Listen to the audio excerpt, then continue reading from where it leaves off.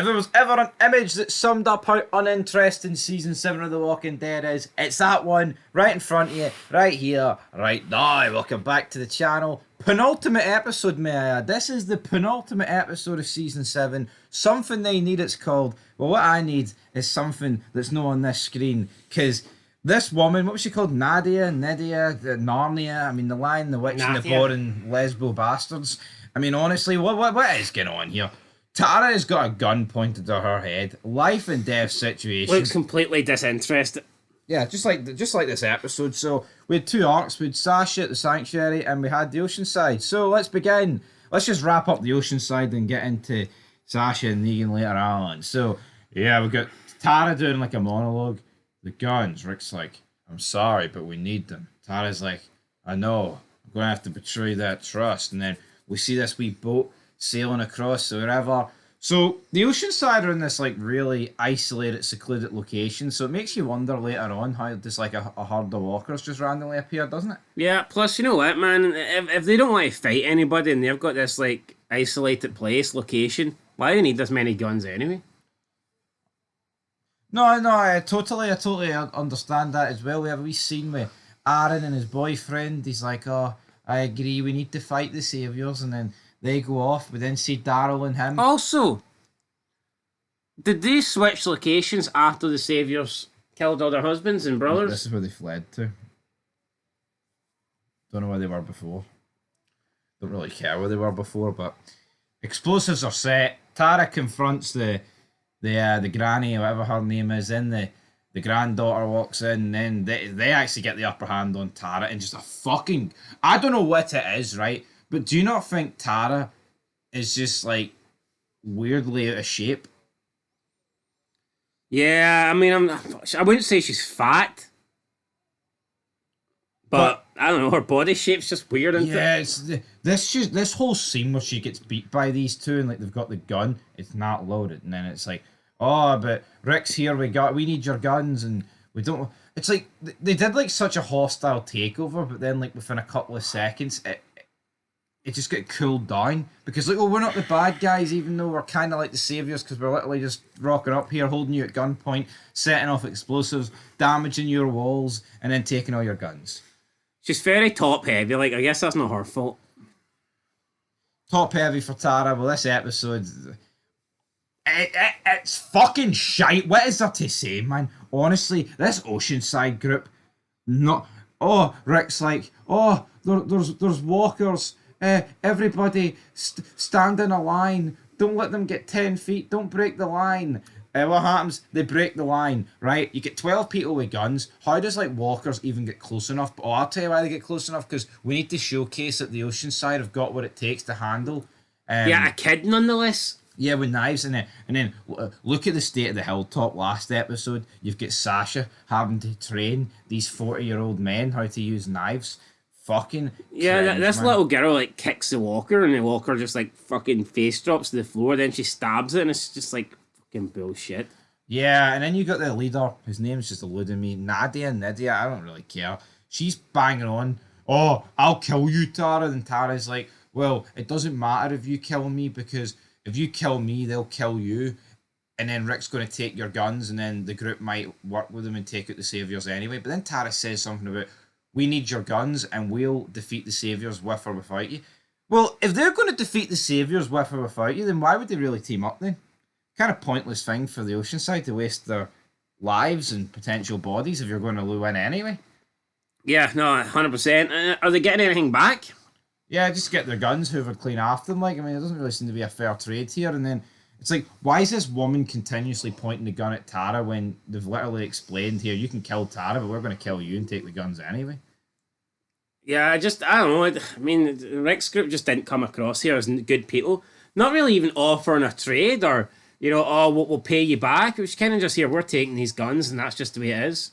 And Rick just came across as like incredibly weak here. Did Rick come across as the leader here? I feel like Tara. Yeah, a bit of both. I mean, yeah, Tara's like the mutual connection here between both parties, but yeah, that was it. I mean, Daryl as well. What has Daryl Dixon been reduced to in the last couple of episodes here? This season? Doing absolutely nothing. Anyway, let's head over to Rapey Davey at the sanctuary. He rips Sasha's shirt off, and then Negan's like, "What are the rules? I don't condone rape." I Yeah, don't. just gets killed, knife through the neck. Bit hypocritical for Negan because this. Well, why didn't Rapey Davey just leverage? Well, I mean, Abraham's dead, so he can't really do that. But why didn't Rapey Davey turn around and say, "Here, if you don't let me sleep with you, Sasha, then I'm going to go to Alexandria and kill 5 people," Yeah. like Negan would. Then it wouldn't be rape, wouldn't it? Not Negan. No, I mean, That's according to Negan. if only Tyrese was alive, Rapey Davey could have just said, "Here, sleep with me, or else I'm going to kill your brother." Yep. Because that's consensual according to Negan. No, honestly, see Negan taking the fucking high ground here with Rapey Davey. Also, I'd need to rewatch the scene, but I can't exactly remember what fucking happened. I thought he just like ripped her shirt a little bit, and then Negan comes in and kills him. It's like, hey, if anyone's going to be ripping shirts, it's going to be me. It's like, all right, Hulk Hogan. I just don't get it. Like, no, he was acting a wee bit pervy and no, he was like, but absolutely. But it's like Negan. It's just hypocritical for Negan, man. That's the biggest problem here. I mean, if Negan was like if this was Rick, right? And I mean, we obviously know Rick doesn't go around sleeping with everyone else's wife and basically holding them against their will. So if Rick dropped this Davy guy, he'd be like, Rick runs a tight ship. Fair play to Rick here. But when Negan, it's just hypocritical, man. What is there to say? Honestly. So Davy's dead, and also see the way he stabs him, man. This was like a hot knife through butter. Do you know think The Walking Dead's practical effects fucking suck? Yeah, I mean, even it's like he puts the knife through him with like the same amount of effort that I would put fucking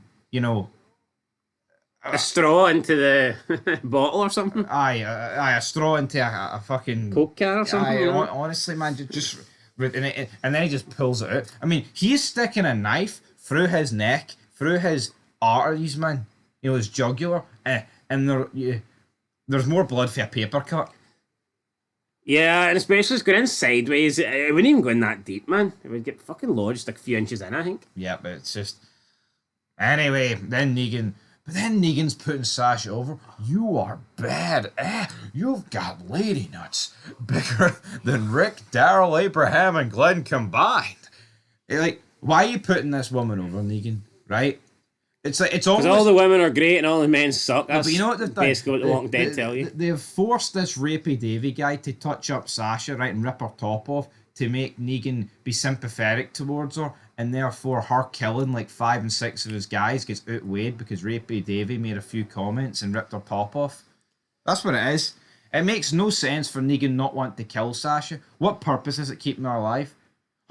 How weak does Negan look when like women like Rosita can take shots at him, right? Yo, Sasha. Why don't Oceanside fight the Saviors?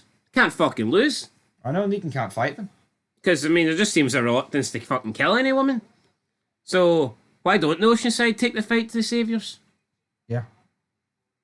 Doesn't make any sense. So what would have happened though if Sasha was called Sash, and she was a man, and a woman tried to rape him? Would Negan have killed her? What would have happened there? The genders were flipped here.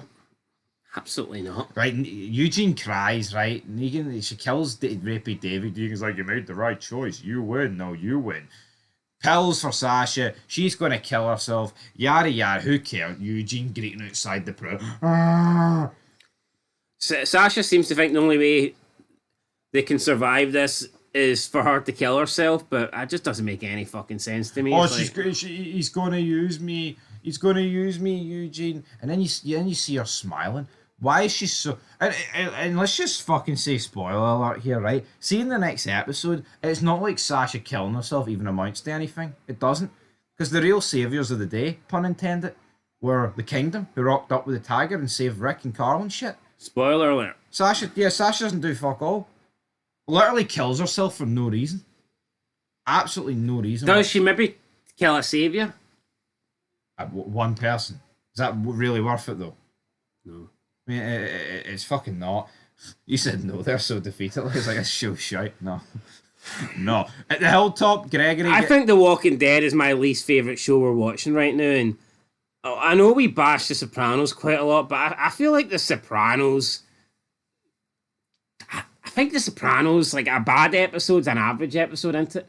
Aye, Walking Dead functions, man. The Walking Dead, like you might get one good episode every four, but the other three could be garbage. Yeah, it's like the hilltop. You get Gregory looking weak, gets a walker on top of him. I can't deal with it. I pointed this out, right? Yeah, Gregory and other men, right, who are, whatever size, 6 foot, 180 pounds, they might not be able to kill walkers, might not be experienced in that forte, but do they not have a bit of strength? Wait, honestly, like, it is fucking baffling to me how, like, guys like Gregory Dale get out muscled by walkers that don't look like they weigh 10 pounds, but then you've got women who are 5 foot and kids that can deal with them. Like, two minutes later in this episode, you get the kid for the Oceanside battering the fuck out of Walker and stabbing it. Yeah, Gregory's Getting rolled around the fucking dirt here. it's fucking unbelievable, like it really is. So that's pretty much that. Well, he did talk. He spoke to his wee driver. He went, "We need to make a drive. Where's Gregory going? Who cares?" Episode pretty much ends, folks, with them getting back, and Dwight's there. He's going to cut some form of deal. I can't even remember what sort of form of deal Dwight cuts them. Do you remember? No, I don't. I really don't. But Dwight's there. He's been locked up. Daryl tries to get to him. Rick holds him back. Not sure why. Daryl says, no, Dwight says, "I want a deal. I want to take down Negan. I want to help you." And Rick's went, "Is that true? Get on your knees." Points the gun at him, and that's it. Even if Dwight does want to help take Negan down, which I can kind of understand, he would want to do that. I just don't get why he feels it's a good idea to walk into Alexandria, give up his weapons, momentarily be placed in like a cell, and at that point, all his leverage is fucking gone. You're right. And, There's nothing to stop. There's nothing to stop Rick from killing Dwight. There's nothing to stop Rick from using Dwight as bait or leverage against Negan. Or there is nothing to stop Rick from giving Dwight up to Negan when he next visits and goes, "He came here looking to try and betray you." That'd be a good, momentum. So, I mean, there's just... Because here, if Morgan's smart enough to kill Richard, to try and get the Saviors to believe that he's on side, then isn't Rick smart enough to do something similar with Dwight to try and show Negan, "No, here, look, we're going to agree with what we originally said, and we back you. We are Negan." Why would Dwight do this? See that's for Dwight. It's brain dead. It's suicidal, right? He may as well try and kill Negan at the Sanctuary. He could easily do it. He could. Yeah. No, he literally could. Dwight could get into Negan's quarter. I mean, how many times has he been standing next to him with a gun? You would rather take your chances one-on-one with Negan with a gun, right, or a knife, than go to Alexandria when you're outnumbered like 200 on 1. Ridiculous, man, but that's the cliffhanger into this episode. It's Natanya, by the way. She's forbidden her community to fight the Saviors. Who cares, man? Fucking, I'm glad. Less of these people, the better. I don't even know if they join the fight, do they? I think that's Cindy one, Will. Oh, one woman. One woman built like a matchstick. That's going to be the difference. Yeah, this episode sucked. It did. No, see the fact that Andrew Lincoln's getting like, 1.5 million or whatever, 2 million an episode. He was absolutely... Here, you want to talk about Rapey Davey? What about Rapey Andy? Because he was fucking... He was taking them for all the money they could. 2 million for this? Yeah, he's stealing a wage off these people. I'm getting a 3 out of 10 crap. Yeah, oh god, I didn't like it. Yeah, it was shit. I'll give it a 3 out of 10 as well. Really, really bad. Really bad. I would have gave it a 4 if it wasn't heavy Oceanside at the end. But that for me, that for me was fat. And then we got another forced thrown in scene. Sometimes I've accused Sons of Anarchy of throwing in like their little chase scenes. Well, The Walking Dead sure as hell know how to throw in walkers have appeared out of nowhere scene. It's like, Jesus fucking Christ. No, but how cringe is this? How absolute cringe is this? It was just forced to make it look, oh look, we're in formation. And see, Oceanside's helping see the us. fact that the walkers can get there that quickly, that proves that location was never secured to begin with. Yeah. Rick's group had to use boats to get there. So can someone explain to me how many of these walkers appeared out of nowhere? Maybe they took Rick's boats after. Are they all scuba diving? Anyway, feels like we're scuba diving through layers of shite watching this show. I mean, I can kind of remember the finale. I think it will be one of the better episodes of the season. That's not hard. But you know what? Do you think season 8 will be better than season 7? Won't take much. I mean, I think we're going to get more action. It could be more interesting. Like, I think The return of Morales. there'll be less pussyfooting around, I guess, and it'll be all-out war supposedly. So, I mean, we'll have to wait and see what happens. Very interested to see how many women Negan kills. Yeah, it'll be interesting to see how long Morales can last. What's your over/under in terms of screen time? 5 minutes? I'd say so. Yeah, so will be interesting, and yeah, maybe worth doing a kill count and seeing from the Rex group. We'll see who kills the most saviors. Probably be Carol. I would agree with that. Maybe Rosita. But you know what? Maybe We're 15 Michonne. episodes into season 7. See this whole Rick's group being under Negan's thumb? It hasn't felt that long. No, and again, I think that's poor. I know why it is so. Well, I think we've only taking seen episodes off at a time. I think we've only seen Negan turn up at Alexandria once. Twice. Episode 4, then when he killed Spencer. Oh, twice. But you know what I mean? See, because it's so sporadic, the appearances, it doesn't feel like they've been properly under Negan's thumb. Like, the second half of this season has been Rick out looking for guns. Yep. Doesn't really feel like they're under Saviour's watch. Anyway, 3 out of 10. One episode to go. Yeah.